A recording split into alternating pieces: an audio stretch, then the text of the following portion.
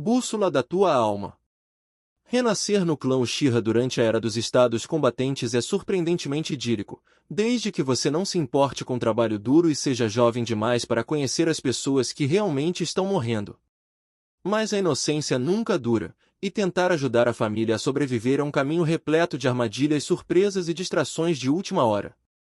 Capítulo 4. Kita está, de fato, atrasada para o treino de Naginata.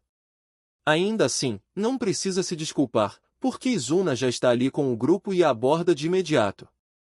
Então Madara passou a noite. Ele dormiu perto do Iori, suporte de fogueira braseiro, concorda Kita, escolhendo não revelar os detalhes adicionais. Kita-chan, eu sei que ele anda sonâmbulo, diz o garoto de 15 anos, impaciente, e se eu não acordei meio sufocado pelo meu irmão mais velho grudento e superprotetor como tem acontecido quase toda noite nos últimos 3 meses, então quem acordou foi você. Pai comentou que não se preocupou quando Madara não voltou ontem, então ele certamente sabe o que aconteceu. Eu só vim garantir que sua adorável sensei não te penalize por ter lidado com o nosso querido, mas atualmente um pouco temperamental herdeiro do clã antes do café da manhã. Ele sorri para Naka-sensei, a expressão não é tão sincera quanto de costume. Há um cansaço terrível sob aquela camada de alegria teimosa. Tenho certeza de que todos os sensores do clã notaram ele acordar, eu notei.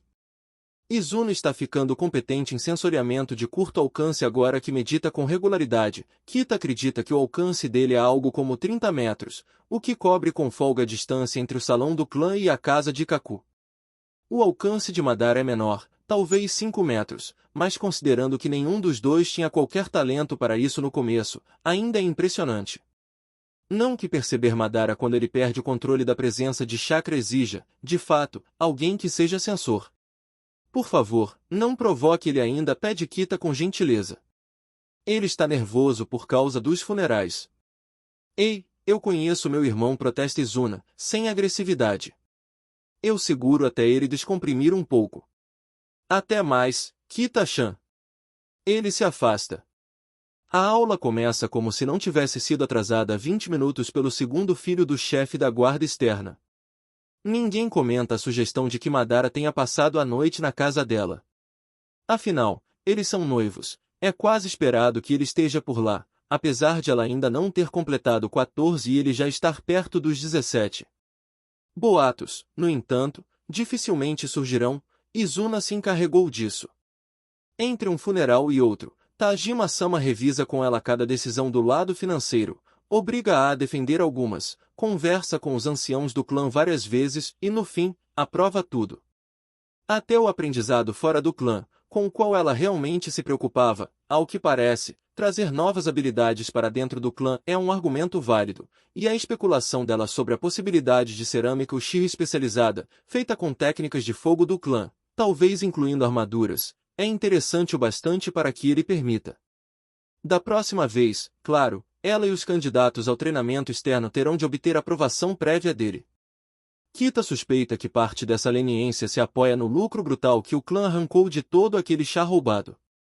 Tajima sabe que foi ideia dela e isso colocou os Uchiha em uma posição mais estável do que em qualquer momento desde antes do pai de Tajima liderar o clã. Eles têm um estoque altamente respeitável de ferro, aumentaram a segurança alimentar com criação de animais e árvores frutíferas. A ideia dela de fazer as viúvas criarem bicho da zeda reduz o dreno que sustentá-las impõe ao caixa do clã, e foram os selos de Kita que tornaram tudo possível. Ele vai esperar que ela produza algo novo e lucrativo até o ano seguinte também. Infelizmente, ela terá de decepcioná-lo, e, com sorte, a decepção o convencerá de que ela é uma pessoa sem grandes ambições, satisfeita em ficar em casa.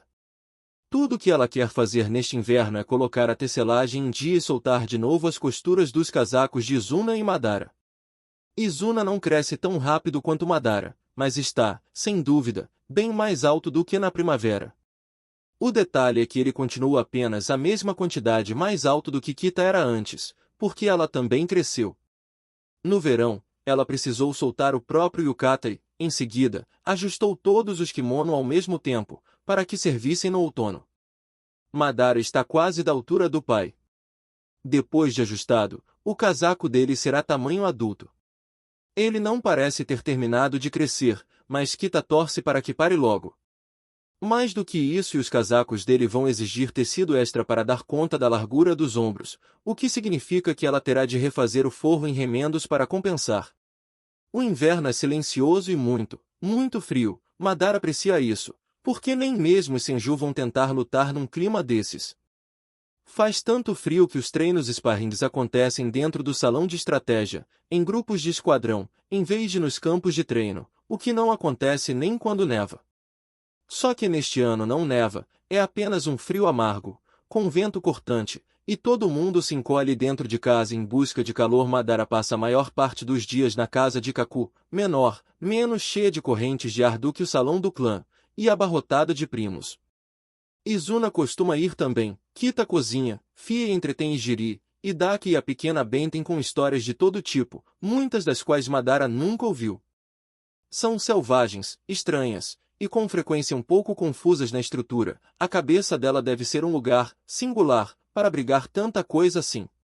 Ele também a vê pegar o casaco de Kaku e costurar selos no monte de casacos novos que a mãe de Kita e a irmã mais nova trazem certa manhã. Naka, de 8 anos, por que tantos pais Uchiha chamam as filhas de Naka? Fica um caos. Tagarela feliz com Kita sobre pintura de forros e Kyutin Sachiko, acolchoado com pontos decorativos, enquanto a mais velha admira os casacos e elogia o esforço dela com calor. Kita passa aquele dia inteiro na cozinha com a mãe. Madara não a culpa, mas isso significa que sobra para ele manter o irmão e os primos entretidos. Ele acaba ensinando vários jogos de cartas e dados, o que funciona razoavelmente bem, apesar de Daka ter só 4 anos e Benten ter 3.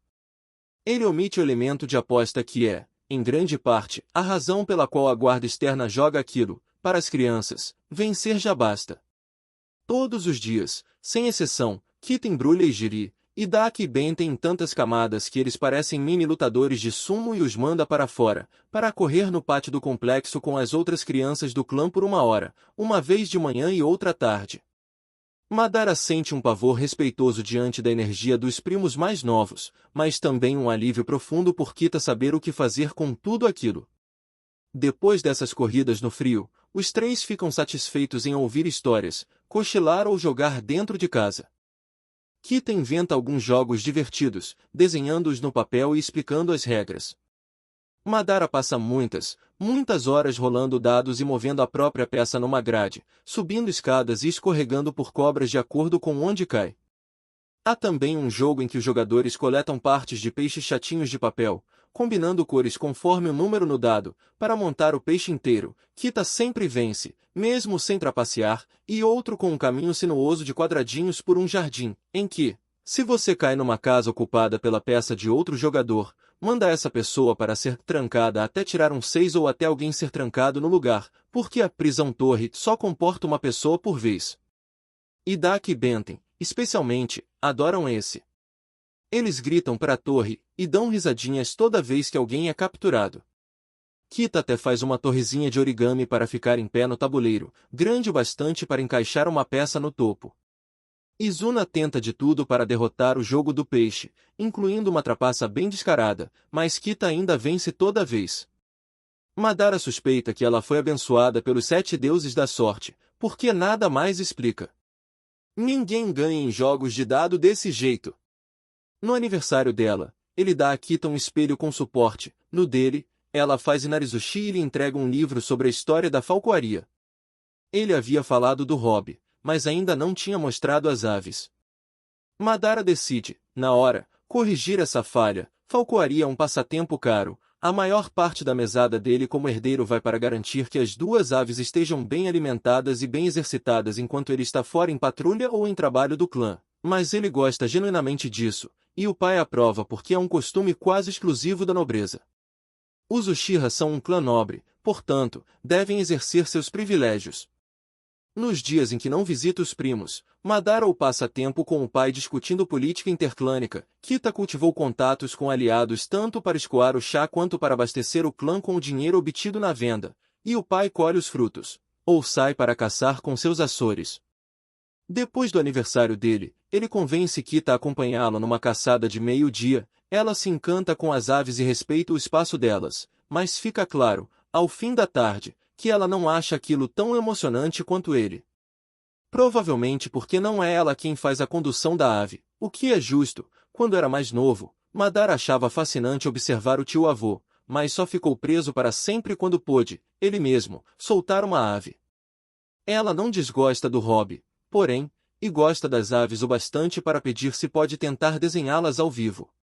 As primeiras tentativas não ficam boas, ela reaproveita o verso para praticar kanji depois, para o divertimento dele, mas vira um excelente pretexto para ficar na floresta e mimar as aves, alimentando-as com a isca para que Kitas esbocem voo.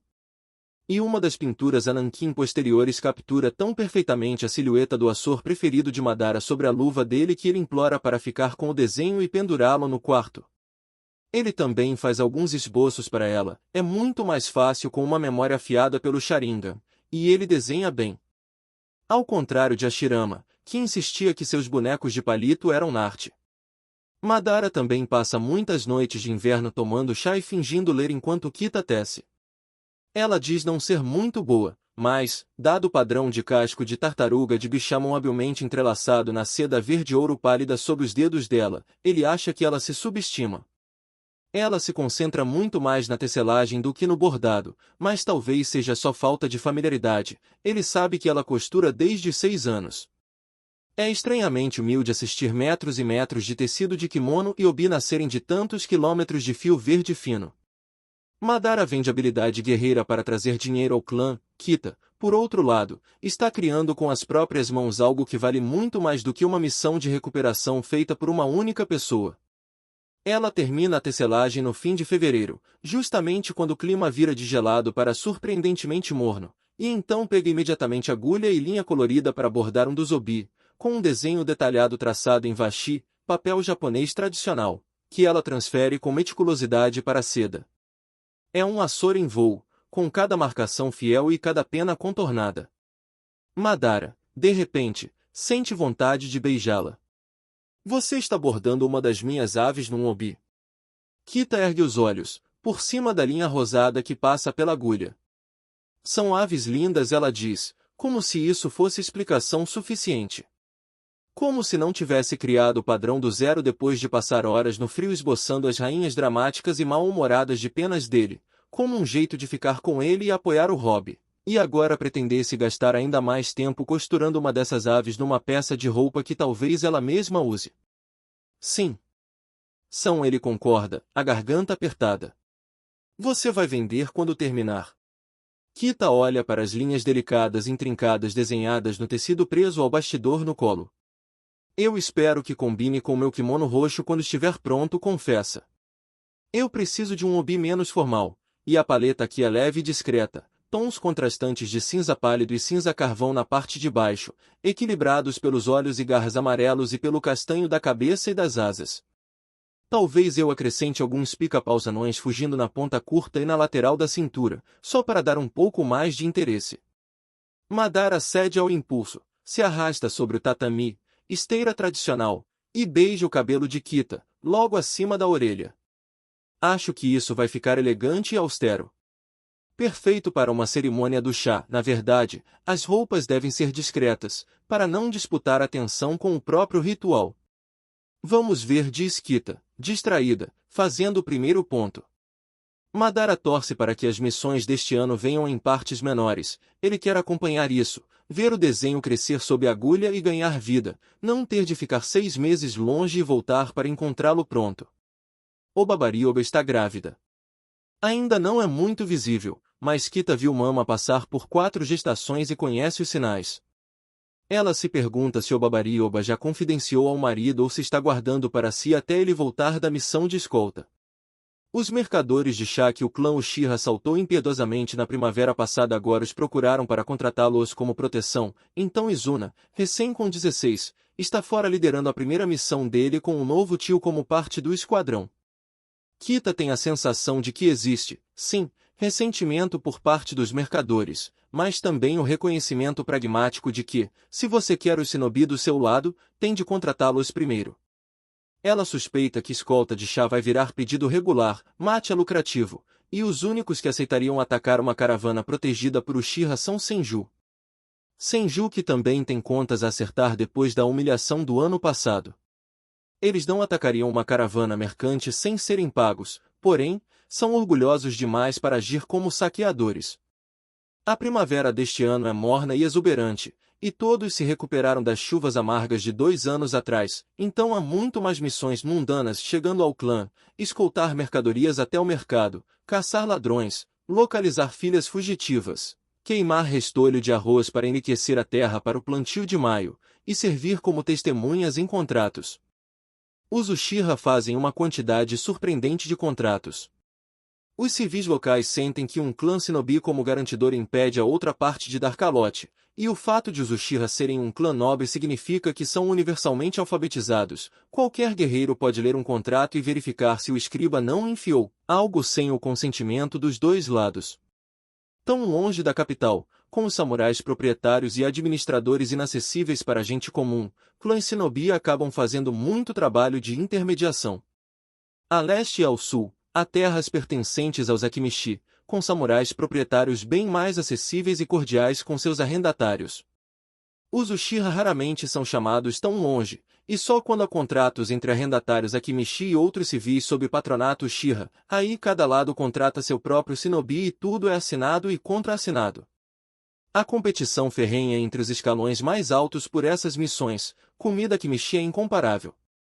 Os Akimishi são um clã nobre e tratam os Uchiha como tal, apesar dos choques ocasionais em missões. O problema central de tantas missões mundanas é que cidades e vilas sob influência Senju fazem fronteira com as sob influência Uchiha, e há sobreposição significativa por causa de quão próximas as terras são. O método camponês habitual de contratar um shinobi é pegar um de passagem, no caminho ou para ou vindo de outra missão, geralmente oferecendo comida ou mercadorias para compensar o atraso. Mercadores e oficiais menores, porém, mandam mensageiros e escolhem um clã ou outro de acordo com objetivos e intenções. Por exemplo, se um samurai de médio escalão descobre que a filha está sendo cortejada por um shinobi Senju, ele provavelmente contrata Uchiha para proteger a moça, sabendo que isso tende a terminar com a morte do Senju e permitir que ele case a filha sem interferência. É claro que isso também aumenta a hostilidade entre os clãs, mas isso não é problema do cliente. Ele obtém aquilo pelo que pagou. Kita, às vezes, quer bater a cabeça numa parede com o quanto o clã se deixa manipular, cego para a verdade por raiva, arrogância e picuinha. Pelo menos ela está, aos poucos, introduzindo Madara e Izuna ao conceito de cui bono. Não espera que Izuna use isso para muita coisa, ele tem um ponto cego gigantesco e irracional quando o assunto são os Senju. Izuna odeia os Senju como um todo por causa das mortes dos irmãos mais novos, assassinados na cama aos 5 e aos 3. É um ódio amorfo e assustador, feito de grito irracional, e provavelmente tem alguma autoaversão na raiz, já que Izuna tinha 9 anos quando os bebês morreram e crianças de 9 anos são, ao mesmo tempo, inconscientemente autocentradas e dadas absolutos. Kita diz isso como alguém que não foi 9 há tanto tempo. Ela se lembra de não entender por que precisava usar o sufixo sama para Izuna se ele era tão birrento. Madara, por outro lado, culpa Senju Butsumo em particular e pensa nele como o pai horrível do meu tipo de amigo, um ódio mais estreito e controlado.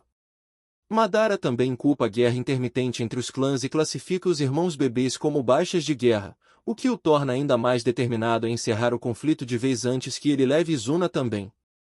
Tajima-sama já foi o mais velho de 6. Apenas um irmão ter vivido bastante para ter filhos já são probabilidades ruins, e o fato de o chefe da guarda externa ser insinuado como responsável pela morte de Ninigi-sama por política interna, poucos anos atrás, torna tudo pior. E Madara provavelmente estava lá quando aconteceu, o que é a cereja por cima desse bolo específico. Com Madara fora, Kita se perde mais dentro da própria cabeça por não ter com quem conversar. Ela deveria checar as lagartas, visitar a cooperativa de bichudazeda das viúvas, na qual Grandma está, alegremente, se enfiando, e socializar mais com as jovens das linhagens principais. Como chefe da guarda doméstica, ou ao menos como rosto de Obabari-oba, ela precisa conhecer essas pessoas para além de cumprimentos educados em volta do chá. Ela tem 14 anos. Ela precisa de amigas para rir baixinho e trocar confidências, pelo amor dos deuses. Madara não sabe o que aconteceu. Ele ficou fora só 2 semanas, e quando volta, há 6 garotas no Engava, varanda de madeira, todas conversando e rindo enquanto desenrolam fios de seda e os penduram para arejar no jardim. Ele reconhece duas, Misao, irmã de Eboshi, e Kiyoshi da linhagem Raiden. Mas ver todas erguerem os olhos, se curvarem e cantarem em coro boa tarde, Madara-sama quando ele sobe o caminho, é um pouco demais. Boa tarde ele consegue responder, curvando-se por reflexo. Kita-chan. Ela pode, por favor, explicar o que está acontecendo? O Babarioba quer que eu socialize mais, diz Kita, leve, com fios finíssimos se enrolando nos dedos enquanto ela os tira de um bowl de água e os pendura em longas alças num conjunto de pinos presos a uma tábua. Você quer que eu me prepare para uma lição? Sanozawa-sensei tem acompanhado meu progresso. Kita-chan, seu noivo quer passar tempo com você, diz Kiyoshi, com ironia elegante, enrolando seda nos dedos e pegando o bowl com os casulos. Inemi, podemos ir para o jardim dos seus pais? Sua mãe não está recebendo visitas hoje, está? Ela foi visitar Yumiorioba, responde a garota de rosto fino que deve ser Inemi, levantando-se para segurar a tábua onde os fios de Kiyoshi serão pendurados. Azami, Naka, desenrosquem a Kita-chan, Misao. Você buscaria Yori para ajudar você e Tsune a mover as outras tábuas. Não vamos impor nossa presença a Madara-sama. O bando de garotas bem vestidas se dispersa aos poucos, deixando Kita para trás.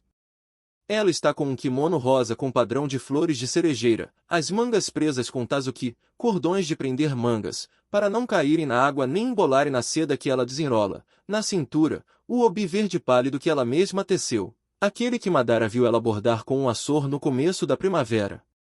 Ele não vê o açor, porque ela está de frente para ele, mas sabe que está lá, e um dos pica-paus anões aparece logo acima do quadril. Quer sentar, Madara-kun? Pergunta Kita, batendo de leve no engava ao lado dela e alcançando Tazuki para desamarrar. Quando você voltou da missão? Não faz muito, admite Madara. Ele só passou pelo salão do clã tempo suficiente para tirar a armadura e o equipamento, e pendurar o casaco para arejar. Está suado e provavelmente cheira mal também. Deu tudo certo? Eu completei a missão, diz Madara, tirando as sandálias antes de se sentar na beira do engava, com os pés descalços pendendo. Em parte porque a filha fugitiva que eu persegui tinha se casado com um filho mais novo fugitivo que a Shirama estava procurando, e ele não quis lutar comigo. Isso parece. Kita faz uma pausa diplomática. Complicado. Foi. A Shirama pode ser amigo, mas é tão insistente. Madara não tinha notado quanto até aprender a conter o próprio chakra. O chakra de Hashirama é solto, esmagador de tão ansioso, como um cão de templo gigante que não percebeu que já não cabe no colo de ninguém. Não, Madara não está falando por experiência. Quem disser o contrário é mentiroso, principalmente Zuna. Ele teve de relaxar o controle de propósito e empurrar de volta o chakra do Senju para não ser engolido. Era assim que ele próprio parecia antes de Kita explicar essas coisas? Se sim, não é de espantar que os primos mantivessem distância. Ele deve ter sido exaustivo sem perceber. No campo, as interações são curtas e objetivas, mas nas bases avançadas eles têm até algum humor entre conflitos. A Shirama, porém, ainda consegue irritá-lo em minutos. Kita se aproxima até se sentar ao lado dele. Quer falar sobre isso? Ele é amistoso demais, e quando eu lembro que nossas famílias estão em guerra, ele fica todo triste, faz bico e reclama como se a culpa fosse minha por lembrar. Madara desabafa, gesticulando, tentando traduzir o absurdo. Aí, quando eu digo que não precisamos lutar, ele para de fazer drama e quer saber tudo o que eu fiz desde a última vez, que tipo de missão eu estava. Como se nosso último encontro não tivesse sido no campo de batalha e como se não importasse que ele feriu Atago e Kurama na minha frente. Ele engole em seco, o tom endurecendo. E ainda quis que eu desculpasse a situação, do jeito dele. Kita observa em silêncio, séria, e Madara sente o próprio peito apertar. Bem, diz ela, cuidadosa, você já feriu Senju antes. Madara resmunga. Não tinha sido na frente de Hashirama, tinha sido diante de Tobirama. Morto é morto, mas não era a mesma coisa. Há lembranças que se gravam com uma nitidez cruel quando se tem Sharingan. De qualquer forma ele continua, eu falei do que ele não pode usar contra o clã, tipo meus Açores, e acabei mencionando que eu procurava uma filha fugitiva, e descobri que ele procurava um filho mais novo fugitivo. Comparando o que sabíamos, vimos semelhanças, então dividimos a área de busca e procuramos os dois. Você encontrou? Sim. Eles tinham se casado e estavam vivendo com um irmão afastado do homem que contratou a Shirama, que queria fazer do filho seu herdeiro. A essa altura eu não podia simplesmente arrastá-la de volta, então o irmão escreveu cartas para levarmos aos contratantes. Madara solta um suspiro. Eu ainda fui pago, então imagino que o irmão fosse influente o suficiente para o pai dela aceitar a aliança. Não sei o que aconteceu do lado do Hashirama. Eu fui embora assim que o cliente me dispensou. Kita tira o leque da bolsa e o vira entre os dedos. Distraída, Madara já notou antes que ela parece desconfortável sem algo nas mãos. Madara-kun, posso fazer uma pergunta um pouco pessoal? Pode sempre. Ele quer que ela seja honesta, que diga coisas. Não lembra de os pais terem conversas de verdade, era como se houvesse um vazio no meio da casa. Ele só percebeu que aquele vazio era onde a conversa deveria existir quando começou a passar mais tempo com Ninjioji e Nakaoba e os viu falando com facilidade sempre que estavam no mesmo ambiente. Você considera Shirama um amigo? Madara cede, como se os ossos amolecessem. Sim. Que os deuses o ajudem. Por quê? Porque desde aquele primeiro encontro ele sentiu que a Shirama entendia. Alguém que o via e queria paz, como ele. Alguém que não exigia proteção nem obediência, porque não estava dentro da hierarquia do clã. Ele, Madara, procura palavras. Ele não queria nada de mim. Ele só estava ali. E eu senti, ele não consegue concluir. É que diz Kita, e a delicadeza e firmeza ao mesmo tempo, quando você fala dele, você não parece gostar muito dele.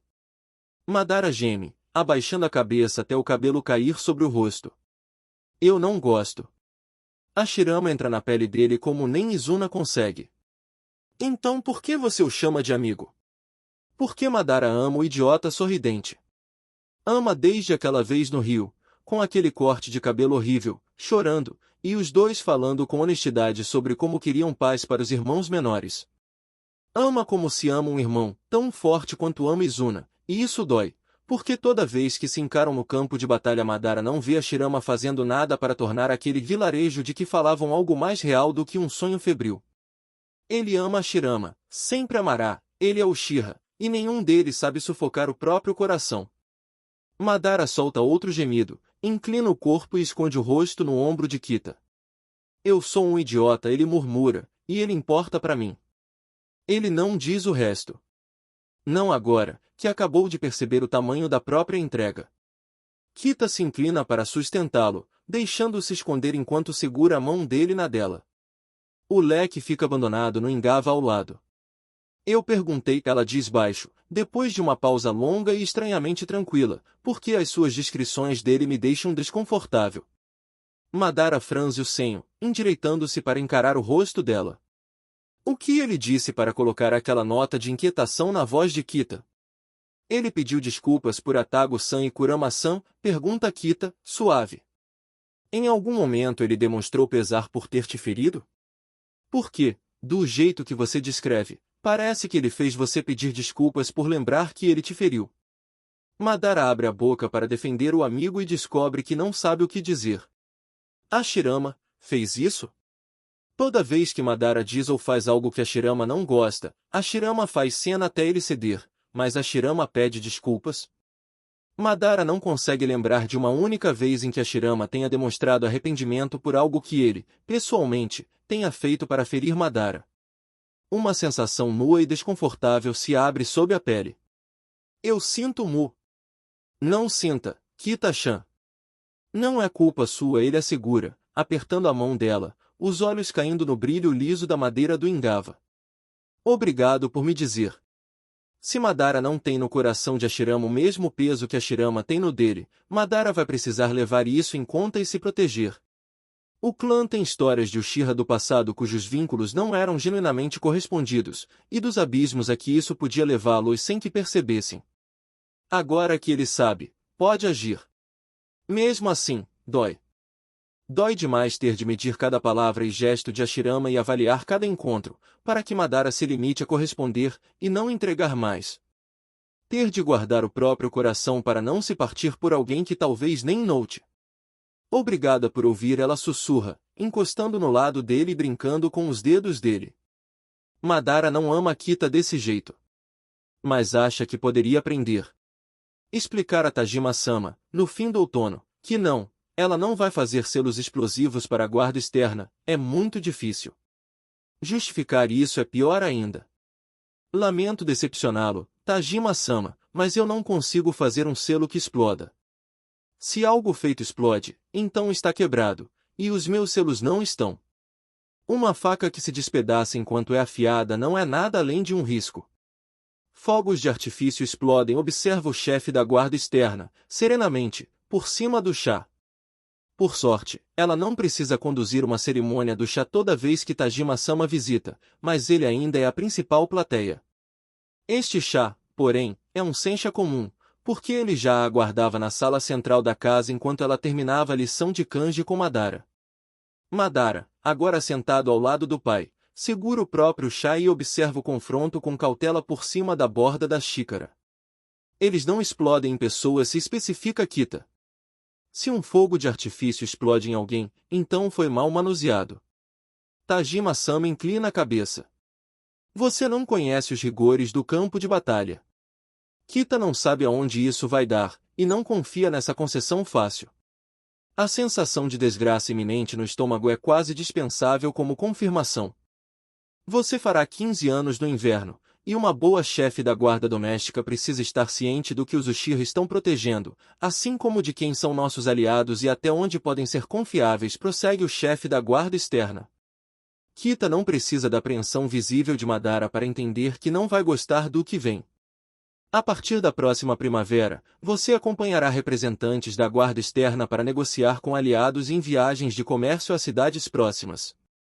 Meu filho, é claro, se juntará a você em empreitadas diplomáticas formais, mas os membros do clã que viajam por comércio sabem muito bem que devem estar prontos para se defender, mesmo não fazendo parte da guarda externa e, portanto, não sendo treinados para o campo. Ela estava certa.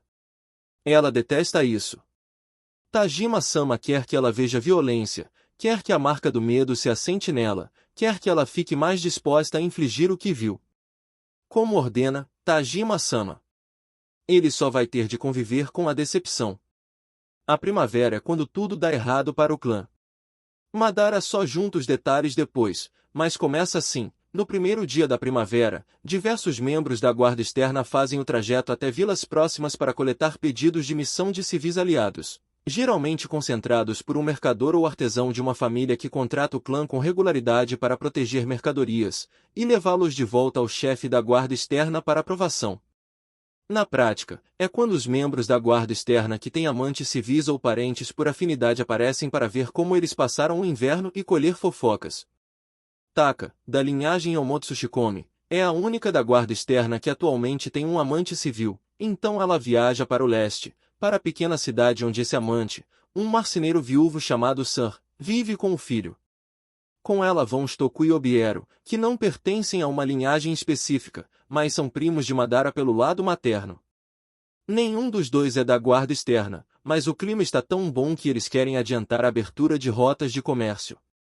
O clã tem mais mercadorias do que o normal, sobretudo linhas de bordado e rolos de lona tingida e tecida com finura, mas também facas de cozinha e lâminas de barbear, já que o estoque de areia ferrífera lhes deu acesso a mais aço do que o necessário para armas. Todos no clã estão ansiosos para abraçar essa oportunidade. Todo mundo gosta de conforto. Taka visita o amante vestindo o casaco por cima de um kimono bonito, em vez do traje de trabalho.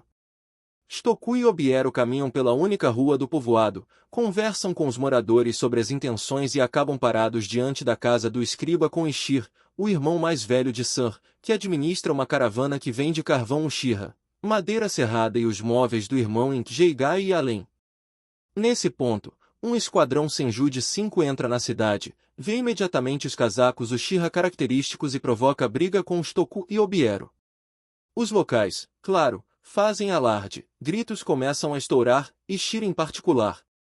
Mais pessoas saem de casa para ver o barulho, inclusive Taka e San. Taka está com tanta pressa de intervir que deixa o casaco para trás. O confronto escorrega em direção a um motim, os Senju não recuam, apesar de mais de 30 civis agora gritarem insultos a uma distância prudente. Sentindo a escalada, Obiero cutuca o irmão para recuar na direção de Taka, que está na borda da multidão, abrindo caminho a cotoveladas, com um kimono realmente lindo. Os Senju veem os Uchiha recuarem e avançam com intenção, arremessando Ishir contra uma parede. Indignação e medo acendem o caos, alguns civis recuam, outros tentam avançar. Ser avança furioso na direção do homem que acabou de agredir o irmão mais velho. E é decapitado. Taka grita, um mangue que floresce nos olhos. Ela puxa o kaikin, punhal, da manga pendente, agora salpicada, e se lança contra o Senju. Dois deles cometem o erro de encarar os olhos dela, morrem rápido. Os três restantes fogem. Taka os persegue, lâmina na mão. A manifestação do mangue da linhagem Omotsushikomi permite ao portador rastrear a presa independentemente de terreno, distância ou preparo físico e impede interferência externa na perseguição. Os três Senju restantes caem um a um, o último às portas do complexo Senju, diante de Tobirama, que experimenta, na pele, a potência do efeito isolante dos Omotsushikomi. O efeito termina quando o último assassino do amante dela dá o derradeiro suspiro, mas Taka já tem reforço. Uma patrulha da guarda externa viu ela passar como um clarão e enviou um corredor para alertar o restante do clã. Mas os Uchiha chegam enquanto a patrulha recua com Taka de volta às terras do clã, e a luta que se segue é brutal, dura quase 2 semanas, dia e noite, antes de se assentar num impasse tenso e precário. Taka fica inconsolável. A única razão para ela não seguir o amante na morte é que Ishir, com uma inteligência fria, confia a ela o negócio de San e o filho adolescente. Isso dá a Taka um propósito, embora esse propósito seja obliterar o Senju. Não haverá paz este ano. Mesmo assim, o pai de Madara não considera isso motivo suficiente para manter Kita em casa, então Madara canaliza o medo e a impotência para o campo, onde os oponentes, oponente, já que a Shiramo procura sempre, podem ser enfrentados diretamente. Tudo é horrível. A primeira tarefa de Kita na primavera é fazer um casaco com forro de remendos adequado para Taka-san, que, como a primeira pessoa do clã em séculos a despertar o mangue Omotsushikomi, agora é a figura mais proeminente da linhagem. Um mangue recém-manifestado eleva a linhagem dela logo abaixo da Amaterasu. Se Madara não tivesse despertado o próprio mangue antes, então os Omotsushikomi seriam, de fato, mais proeminentes do que a Amaterasu, apesar de Tajima-sama ser o chefe da guarda externa. Taka-san está de luto, então Kita se sente mal em abordá-la sobre algo tão mundano quanto casacos. Mas ela e o irmão, Omoto, precisam deles, e o filho adotivo dela também deveria ter um casaco, ainda que não um com forro em remendos como convém ao chefe e herdeiro de uma linhagem. Kita contorna o constrangimento convidando Taka-san e o novo filho para um chá informal. Ela não testaria a paciência da mulher com uma cerimônia. Explica, sem rodeios, o costume do casaco, nominalmente para Teruito, como o adolescente se chama, já que ele sabe muito pouco sobre costumes Uchiha, e oferece o padrão que ela acha que combina com a nova chefe Omotsushikomi. Ele retrata uma mulher furiosa, vestindo um kimono funerário branco cruzado da direita para a esquerda, brandindo uma faca enquanto persegue Izanagi, que arremessa o pente quebrado por cima do ombro ao fugir.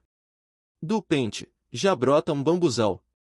Taka-san solta uma risada curta, como se doesse. Eu gosto desse, ela admite, rouca. O casaco do Madara-san não tem Izanagi? Eu já fiz ele correr assim antes. Kita tosse.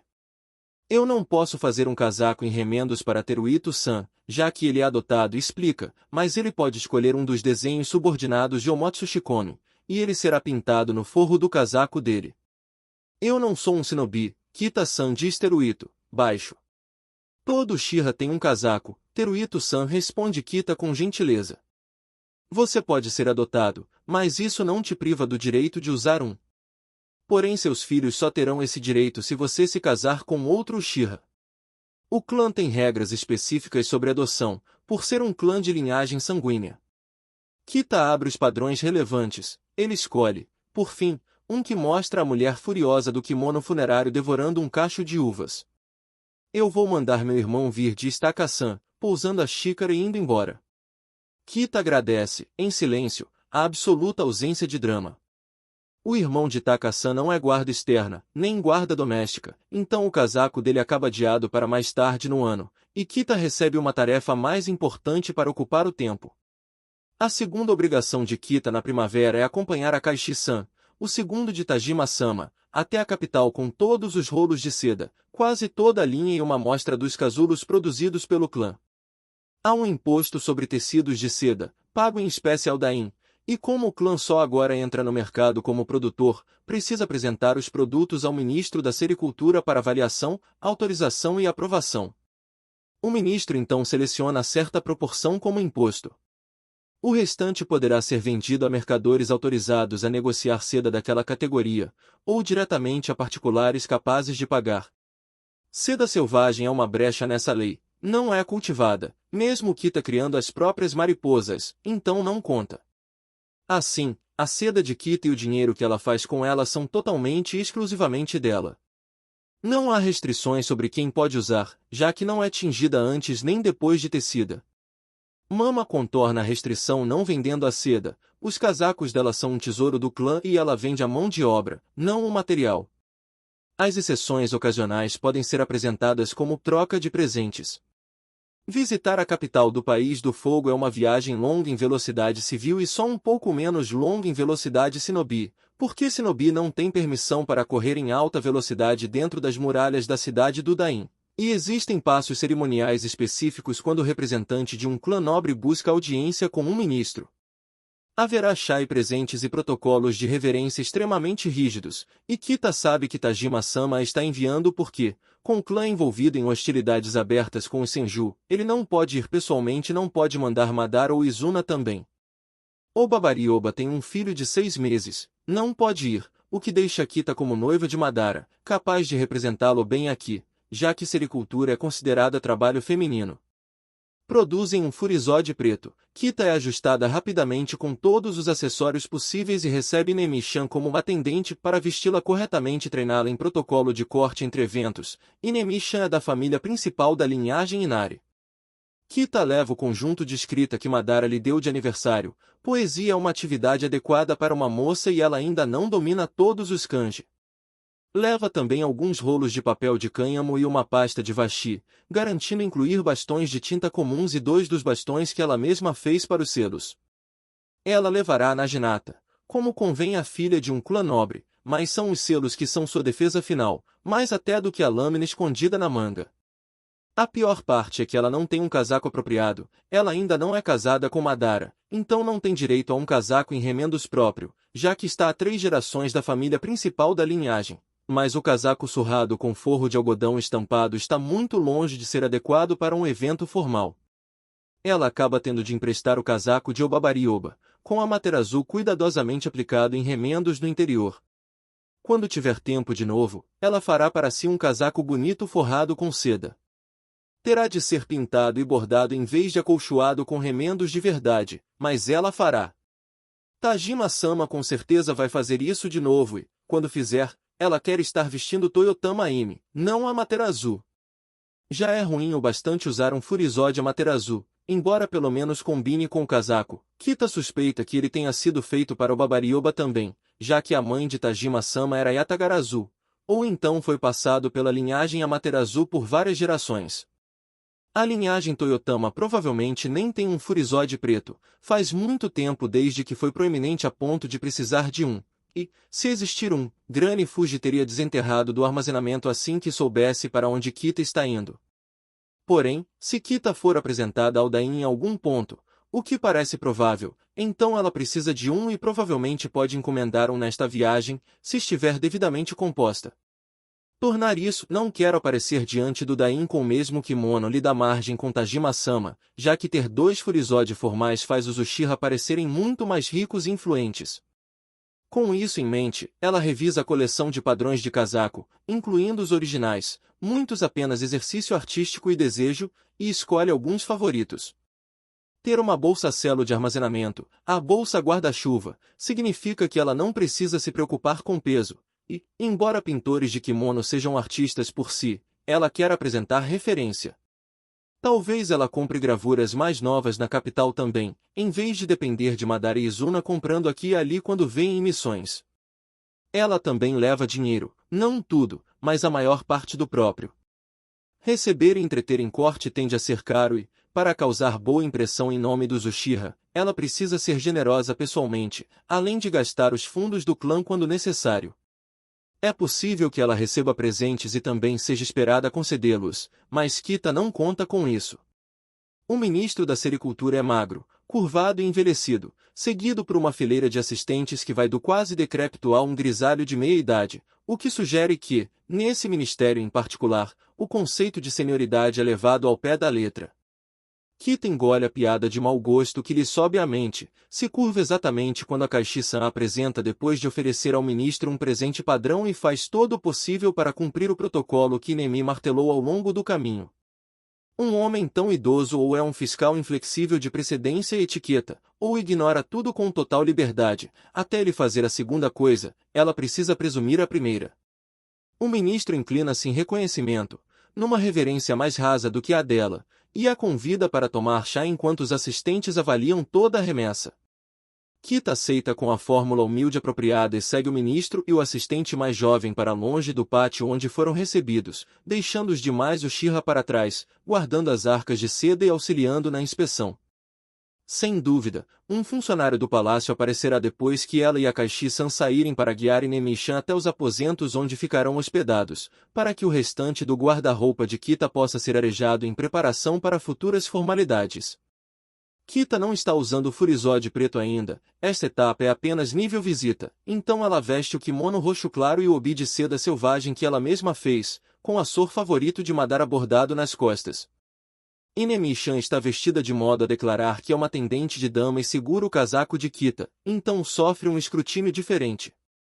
Kita não teme que Nemi reflita mal nela e, por extensão, nos Uchiha, a parte de Kita nesta dança é muito mais desafiadora. Kita agora está à frente, apesar de ter apenas 15 anos. A Kaishi-san conhece apenas o básico de protocolo de cerimônia do chá, mas Kita foi treinada em todos os tipos nos últimos 3 anos, inclusive os que duram horas. Kita é de posição mais alta em sentido nobre e também em termos do clã. A chefe da guarda doméstica deveria ser igual ao chefe da guarda externa, apesar de Kita ter menos de metade da idade de Kaishi-san. Neste contexto, ela é a dama, e ele, o conselheiro. Ela já revisou com a Kaishi-san o que Tajima-sama quer dessa empreitada, o essencial e os extras opcionais que o ministro pode conceder à própria discrição. Por ora, no entanto, não há nada a fazer além de esperar. E, claro, se portar adequadamente durante o chá. Eles atravessam outro pátio, seguem por uma passagem coberta e entram num jardim de chá, onde o último assistente do ministro dá um passo para o lado, deixando o ministro conduzir lentamente o caminho até a casa de chá. O assistente então entrega a Kita e a Kaishi-san folhas de vashi enquanto passam, que ambos guardam nas carteiras no peito do kimono, e um leque dobrável para cada um. Eles vão precisar. Ainda não é meio-dia e é março. Isto provavelmente será um chagi formal de estação fria, completo, com uma primeira xícara de chá de alga ou de sakura, uma refeição em vários cursos, uma pausa para caminhar com elegância pelo jardim interno e, então, o evento principal do chá espesso, seguido do chá ralo com doces e um momento para a conversa mais solta. Kita calcula que os assistentes do ministro terão terminado a contagem quando a refeição acabar e usarão o intervalo para reportar. Depois do chá, ela terá de responder às perguntas do ministro. Após a cerimônia, eles receberão um tempo para trocar para roupas mais formais e então encontrarão o ministro numa sala de estudo bem iluminada, onde ele examinará itens da remessa enquanto ela e a Kaishi-san aguardam o julgamento final. Provavelmente haverá mais chá, ainda que muito menos formal do que o que ela enfrentará daqui a pouco. Trocando a tabi na sala de espera do pequeno shashitsu rústico no coração do jardim, Kita puxa o próprio foco para o presente. Será o primeiro chá formal dela como convidada, ainda bem apenas como segunda convidada, então não precisará tomar a iniciativa, e ela precisa estar tranquila e apreciativa, mesmo sabendo que ficar em Seiza por tanto tempo vai fazer as pernas doerem. Como previsto, as perguntas chegam depois que o chá espesso é servido e a tigela admirada, trazidas para o ambiente junto com almofadas, cachimbos e higashi antes do chá ralo. A primeira pergunta, com razão, é por que os Uchiha decidiram investir de repente em sericultura. Kita admite que foi ideia dela, que Tajima-sama generosamente permitiu que ela perseguisse, citando a fascinação infantil por mariposas de seda selvagem e a preocupação com o bem-estar das viúvas do clã, muitas das quais antes não tinham meio de gerar renda e dependiam do caixa comum. Quando o rosto do ministro suaviza, Kita percebe, tarde demais, a pergunta real por trás: os Uchiha estão se preparando para a guerra. E ela entende por que pensariam isso. O episódio do chá no ano anterior e, agora, a entrada agressiva no mercado de seda, parece uma corrida por dinheiro. Kita expande a explicação, mantendo a voz baixa, mas deixando a sinceridade aparecer, fala do desejo de conforto e segurança para as viúvas e acrescenta, com um toque de autoconsciência, que gostaria de vestir o futuro marido com as próprias mãos, como convém à posição dele. Ela sente o chakra de Akashi estabilizar ao lado, e o ministro se torna francamente afável. Ela é uma jovem educada, de berço alto, querendo agir com decoro e produtividade conforme sua posição, apesar de ter nascido num clã shinobi belicoso. Ela é noiva do herdeiro do clã, o que sugere que essa visão de paz e prosperidade é, ao menos em aspiração, o rumo do clã inteiro. Desde que, claro, os Senju parem de atacá-los sem motivo. Tajima-sama é um gênio perverso. Ele planejou isso. Depois que o chá termina, Kita fica imóvel enquanto Inemi-chan penteia o cabelo dela num estilo complicado e na moda, com grampos de sinos pendentes e flores sazonais de papel. Ela é vestida no furisode preto de mangas longas, com todas as camadas por baixo e acessórios exigidos, e com um obi correspondente amarrado num nó de flecha em pé. Como mulher solteira usando furisode, tecnicamente ela poderia usar um nó de pardal inflado, mas isso sugeriria disponibilidade para casamento, e ela definitivamente não está. Então, um nó mais simples. Kita agradece pelo leque. Dá algo para as mãos fazerem. O exame acontece numa sala voltada para o pátio por onde chegaram, com as portas de Shiji a oeste abertas de par em par para o sol da tarde. Os assistentes se alinham com os itens que o ministro pede para ver. O homem idoso se curva sobre cada peça, passa os dedos pelo tecido, vira e revira a luz, e inspeciona os tingimentos, pinturas e bordados com atenção especial. As meadas de linha também são examinadas, mas com menos minúcia, e os casulos mal recebem um olhar.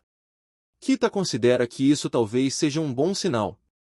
Ela espera que seja. Uchiha-san, diz o ministro, dirigindo-se a ela. O obi que você usou no Shaji tinha uma cor muito incomum. Ele também é um exemplo de seda Uchiha? Kita se curva e lança um olhar lateral para Inemi-chan, que sai imediatamente para buscar o obi. O obi a que o honrado ministro se refere é tecido com seda afiada de tensan, responde Kita, educada. Casulos selvagens, colhidos por esta. O interesse do ministro se acende de imediato, mas parece mais pessoal do que a meticulosidade aplicada ao restante. Ele faz um gesto para um dos assistentes, que sai e retorna com uma mesinha carregada de utensílios de chá recém-preparados. A pausa dura tempo suficiente para que o ministro, Kita e Akashi-san bebam. Inemi só então retorna com o obi. O fato de ela não poder correr, por restrição oficial e por causa do kimono formal, transforma o que seriam minutos em quase meia hora. O ministro parece verdadeiramente cativado pelo obi, pelo padrão verde-ouro levemente manchado, criado pelas variações sutis da própria seda, e pelo açor bordado perseguindo pica-paus anões ao longo do tecido. Quando perguntada, Kita explica a paixão do noivo pela falcoaria, outro hobby bem visto por civis, um tipo de disputa adequada entre nobres como substituto aceitável para a violência, e fala do desejo de apoiá-lo como puder, embora ela mesma não se empolgue com o esporte. Seguem-se mais perguntas sobre a seda selvagem, e um comentário quase casual confirmando que criar lagartas em quantidade é permitido e não é taxado. É tanto interesse que Kita oferece tecer, no outono, um rolo para ele, num padrão mais austero e masculino, como convém. Ela, na verdade, já tem em casa um rolo adequado. O padrão de casco de tartaruga de Bishamon serviria perfeitamente, já que ela ainda não o transformou em kimono. Mas o tempo aumenta a expectativa e torna menos provável que o ministro esqueça os Uchiha assim que eles partirem. O ministro sorri ao aceitar a oferta e devolve o obi com um haiku que alude ao Tensei e ao modo como ele encarna o princípio Wabi-Sabi. Kita percebe que ele tem razão e elogia na hora o senso estético dele. A seda selvagem é mesmo irregular e simples, natural, sem afetação, sutilmente graciosa, alheia a convenções e tranquila. Akaishi-san fica muito satisfeito com a papelada que o ministro carimba para eles, mas isso é só o começo da estadia. Precisam ficar na capital por pelo menos uma semana, para apreciar a hospitalidade do Dain, dar tempo para o trâmite dos documentos e, sobretudo, permitir que o Dain tenha tempo de beber chá com o ministro da Sericultura e decidir se quer receber pessoalmente os visitantes. A esposa do Dain já deixou claro o que quer. Quando Kita sobe aos aposentos depois da cerimônia do chá, há um convite formal esperando para a manhã seguinte. Do lado Uchiha, isso dá aos demais escoltas da remessa a chance de estudar os mercados a que agora tem acesso, investigar preços de seda na capital, comprar presentes para a família e ouvir os rumores que circulam por todos os níveis sociais. Para Kita, em particular, haverá tempo para localizar e encomendar a um artista de kimono um furisode preto com um padrão apropriado de Toyotama. Talvez Murasaki-sama, ou uma de suas atendentes, tenha uma recomendação? 10 dias depois, os Uchiha finalmente deixam a capital. Assim que as muralhas ficam fora de vista, Kita murcha, esfregando o pescoço numa tentativa inútil de desfazer a tensão. Eu nunca mais quero fazer isso, declara, abrindo mão de qualquer polidez enquanto os companheiros riem. Talvez você devesse ter sido menos bem-sucedida, avisa Kaishi-san, seco. E não ter feito seja lá o que você fez para Murasaki-sama te chamar de uma querida rosinha na frente do marido e te apresentar ao pintor de kimono favorito dela. Kita se remexe, constrangida. A única coisa que é verdadeiramente dela para negociar é a seda selvagem, cuja produção ela aumentou no verão passado deixando mais mariposas eclodirem. As mudas de carvalho já cresceram o suficiente para ela colher folhas. E ela negociou com os membros do clã que fazem carvão para trazerem folhas frescas quando derrubam ou podam carvalhos em outras partes das terras do clã. Dentro de bolsas selo, as folhas ficam frescas indefinidamente. Murasaki-sama ficou curiosa sobre Kita e fez todo tipo de pergunta, para evitar falar de assuntos do clã, que dominavam a maior parte da vida de Kita. Ela falou de seda. Isso levou ao haiku do ministro, ao Ten-san, e, inevitavelmente, a falar de Grandma, já que Kita usava o kimono roxo claro que Grandma teceu, junto com o obi de seda selvagem. No fim, para arrematar, Kita ofereceu à esposa do Dain um presente grande o bastante para ser um manto de corte completo, tecido em seda selvagem com padrão damascado, a ser entregue no outono. Seda selvagem é estritamente sazonal. Murasaki-sama, claro, aceitou com entusiasmo. Kita suspeita que, por generosidade impulsiva, ela tenha acendido uma moda na corte. Se sim, ao menos estará na moda enquanto durar. Pois é, diz Inemi, condescendente, batendo no ombro dela. Olhe pelo lado bom, talvez Tajima-sama decida continuar explorando seu entusiasmo de olhos grandes por paz e prosperidade em vez de te empurrar para um papel mais marcial. Você faz a dama encantadora muito bem. Kita acerta a cabeça da amiga com o cabo da naginata. Quando o outono chega de verdade, Kita já foi enviada a várias viagens de comércio menos formais e sofreu emboscadas Senju nada menos que 3 vezes. O selo que ela vem planejando desde que Tajima anunciou a intenção de mandá-la para fora das terras do clã funciona perfeitamente, é um selo de nocaute. Aplicado à pele, torna a pessoa inconsciente na hora, e ela só desperta quando o selo é removido. Mesmo assim, há um intervalo de 3 a 5 minutos entre a remoção e o retorno pleno dos sentidos. Os membros do clã adoram. Fica muito mais fácil neutralizar uma emboscada quando ser cercado por Senju corpulentos que evitam contato visual deixa de ser sentença de morte para lutadores de médio alcance e vira oportunidade de vitória em um golpe. Kita gosta do selo também, mas gostaria mais se os companheiros estivessem dispostos a tirar a armadura dos alvos, amarrá-los e deixá-los à beira da estrada para que alguém encontrasse, em vez de decapitá-los depois de cronometrar quanto tempo leva para voltarem aos sentidos. Porque, claro, eles a escutam quando ela pede respeito ao processo experimental, mas não quando ela observa que humilhação pode ser um destino pior do que a morte. Algo para depois, Com o jeito que o ano começou, ela não se surpreende que os nervos estejam à flor da pele. Talvez comece sugerindo que, se vão tirar alguma coisa dos mortos, tirem mais do que armas úteis. Deixar armadura facilita a identificação do corpo e existe uma espécie de acordo tácito entre clãs. Mas a armadura pode ser reutilizada e roupas não são muito menos distintivas. Se vão tomar algo, seria melhor levar tudo. Ela sabe que sugerir isso agradaria Tajima-sama, prova de que ela está ficando mais marcial, mas a lógica dela é inteiramente prática. Cada item roubado ou destruído, cada placa de armadura e cada sandália, é algo que os Senju terão de substituir, e isso custa dinheiro e tempo. Materiais, mão de obra e tempo se acumulam. Ela duvida que os Senju passem fome. A Shirama consegue fazer árvores crescerem em instantes, então provavelmente conseguiria forçar trigo ou arroz fora de estação se tentasse, e árvores frutíferas seriam fáceis. Mas empobrecê-los por outros caminhos talvez seja uma forma de parar a luta. Ao menos, prometer cedo a oficiais de alto escalão e a esposa do Dain garantiu a Grandma um favor eterno. A velha está radiante por tecer um rolo para um manto de corte. Isso também garantiu a Kita mais aulas de tecelagem. Agora ela consegue completar padrões de folha de ponta de flecha, de trevo rasteiro e um padrão bem mais complicado de clematite, além dos xadrezes simples e do casco de tartaruga de Bishamon. O que Grandma está tecendo para Murasaki-sama é uma mistura de água corrente e ramos de pinho, apropriado para o inverno, para poder ser usado imediatamente, e está muito além da habilidade de Kita. Tateshina, por sua vez, está criando um rolo com padrão de fênix, não menos intrincado. Em compensação, Tateshina é péssima em bordado. Naka é bem melhor, embora não perto do nível de Kita aos 10.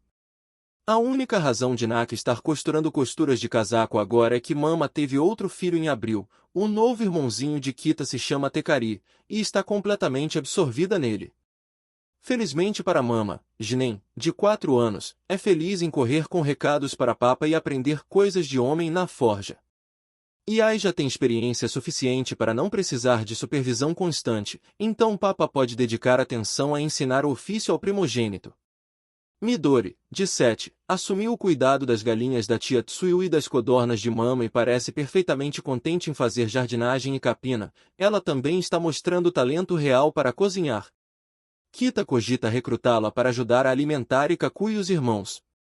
Se não fosse o número crescente de membros da cooperativa das viúvas, os funerais regulares, os feridos da guarda externa rondando impacientes as bordas do complexo enquanto se recuperam, e a maneira como o estresse entalha linhas no rosto de Madara. Kita quase conseguiria ser feliz. Depois de 7 meses de escaramuças quase ininterruptas no território entre os dois complexos, os Uchiha aprenderam algumas coisas sobre o Senju. Primeiro, o alcance de Tobirama é muito melhor do que meras 15 milhas. Sempre que Madara sai do complexo para ir ao campo, a Shirama chega exatamente ao mesmo tempo. O mesmo vale para Tobirama quando Izuna sai, e para Butsuma quando é o pai de Madara. Então os Uchiha desenvolvem um sistema. O sensor com maior alcance fica permanentemente num dos postos avançados, alternando turnos com Eboshi e seus corvos, para que, quando um ou mais dos 3 monstros de combate Senju deixam o complexo, os Uchiha possam direcionar os seus para encontrá-los. Se os Uchiha perderam permanentemente o elemento surpresa, então que, ao menos, estejam bem descansados. Madara entende a lógica e odeia. Tobirama está no campo na maioria dos dias e em algumas noites, então Izuna precisa ir, e Madara se recusa a deixar o irmão caçula fora da vista, o que torna inevitável a presença de Hashirama também. Butsuma geralmente não vem, o que ao menos permite que pai conduza o clã e mantenha os esquadrões da linha de frente se revezando, para que ninguém ceda à exaustão. Kita fez Omamori, amuletos, com selos que suavizam pesadelos para todos os membros da guarda externa. Eles podem enfiá-los na gola da camisa ao dormir encostados em árvores e guardá-los nos rolos de casaco quando usam como travesseiro. Os sonhos ainda são vívidos como Sharingan e sangrentos de um jeito caótico, mas ninguém mais acorda gritando. É um alívio não reviver à noite toda a fúria e horror do dia, mesmo que Madara ainda veja a cada momento. Quem carrega o Sharingan vê. Hashirama continua um idiota, e um idiota inconsequente. Que tipo de cabeça de pena começa uma conversa no meio de uma luta com: Ei, Madara! Adivinha? Eu estou noivo. Anunciar essas coisas assim não é seguro. Madara realmente se pergunta o quanto a Shirama se importa com Uzumaki Mito se ele solta o nome dela no meio de uma batalha desse jeito. Por outro lado, podia ser ostentação. Os Uzumaki são infames por força monstruosa em combate, correntes de chakra e selos. Mito dificilmente seria fraca, se é mesmo quem Butsuma prometeu ao filho estupidamente poderoso. Provavelmente teria ficado só nisso, exceto que, depois de tagarelar alegremente sobre a própria paixão por um tempo, a Shirama perguntou sobre a noiva de Madara. Madara não pretendia usar a Materazu naquele instante. Quer dizer, ele pretendia, mas não como escolha consciente. Foi o pânico súbito. Se a Shirama sabe de Kita, então Kita é um alvo. Os irmãos bebês assassinados na cama. E então fogo negro por toda parte, a Shirama fugindo, Tobirama sendo arrancado do chão pelo irmão mais velho ao passar, e o restante dos Senju batendo em retirada em desordem. Os Uchiha venceram aquele dia de forma decisiva, embora Izuna tenha tido de praticamente carregá-lo de volta ao complexo, e o olho levou 3 dias para parar de doer. Mas, na luta seguinte, a Shirama ajusta a técnica e consegue, de algum modo, desfazer os galhos das construções de madeira quando elas pegam fogo, de forma que o Amaterasu não grude nem se espalhe como antes. Ter uma desculpa para não usar a Amaterasu é, na verdade, um alívio. É uma técnica exaustiva, mesmo em usos curtos e precisos. E isso dá a Madara uma justificativa para refiná-la fora do campo. Quem te disse que eu era noivo? Ele pergunta algumas batalhas depois. Kita está no complexo agora, em segurança, de volta da última viagem de comércio e totalmente absorvida em bordado, tecelagem e na supervisão de preparativos para atravessar o inverno. Pai provavelmente não vai mandá-la para fora de novo, não quando ela aparentemente prometeu ao ministro da Sericultura e à esposa do Dain um rolo de seda selvagem para cada, e um mensageiro virá buscar os presentes em poucas semanas. Os nervos de Madara estão menos esticados. Ah, meu pai me disse. A Shirama responde, alegre. O Dain contou a ele quando visitou a capital em junho, foi isso que fez ele fechar o contrato com os Uzumaki. Como ela é? Ele faz bico, desviando do golpe do Gunbai de Madara.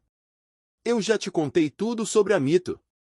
Madara se pergunta de novo o quanto a Shirama se importa com Mito. E, claro, foi o Dain. O homem joga política num nível completamente diferente dos clãs Shinobi que vivem no território dele. Ela é gentil, Madara admite por fim, soltando uma técnica de fogo que o idiota desvia, e ela quer paz também. A Shirama abre um sorriso enorme. Madara, isso é incrível.